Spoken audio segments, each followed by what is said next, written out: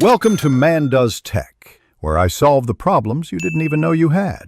You start by importing everything into your editor and organizing it immediately so you save time later.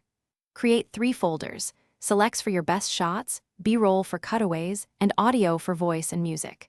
Rename clips with brief timestamps or descriptions so you can find them fast. Once done, scrub through selects and mark in /out points. That reduces clutter.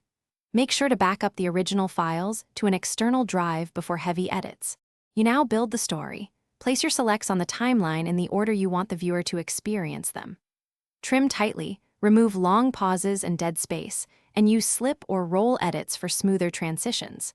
Add B-roll and cutaways to cover jump cuts and to illustrate what you're talking about.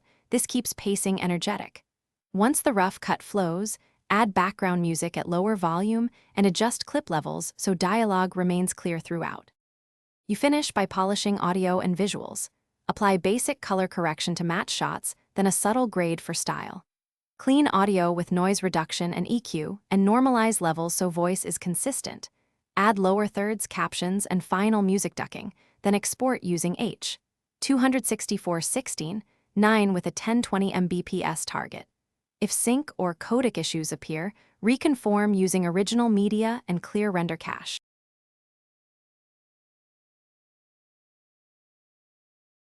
Thanks for watching.